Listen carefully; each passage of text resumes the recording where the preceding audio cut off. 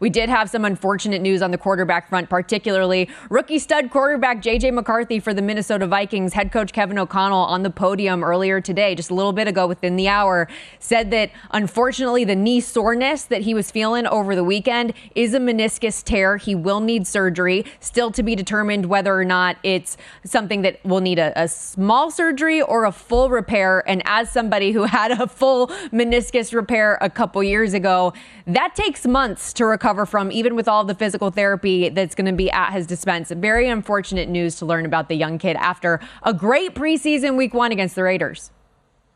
Yeah, and I guess, look, I'm just reading up on this. I guess there are 2 options where he can get a trim or get a full repair, and one is a few weeks, the other's a few months. As far as the betting aspect of it, I mean, look, this is why we always talk about, unders are better because injuries are going to help you.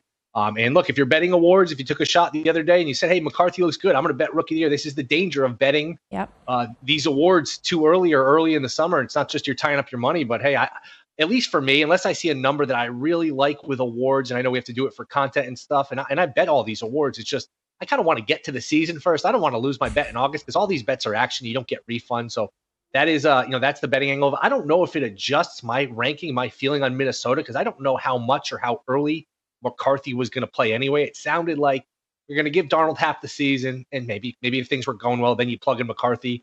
Not a big difference between McCarthy and Darnold, at least from a power rating standpoint. I mean, it raises the question, obviously, like if Darnold gets hurt, okay, now you're dealing with the Nick Mullins and Jaron Hall of the world, so that's obviously a factor, and you'd rather have McCarthy.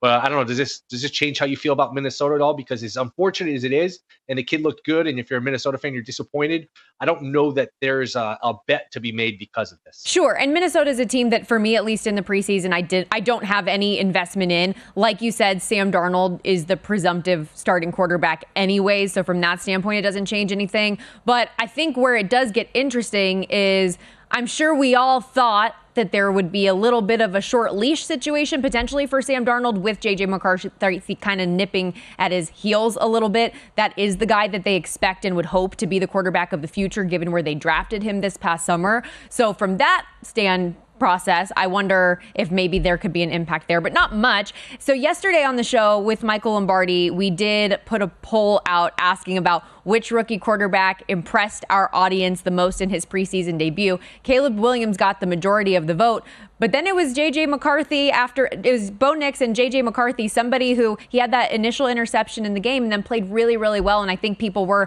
a little bit excited about him. I know there were reports he was expected to get more first-team offense exposure this weekend. That was going to be the plan in dual practices with the Browns, so I think just a little bit of a missed opportunity for a rookie quarterback who was expected to get a lot of reps this preseason.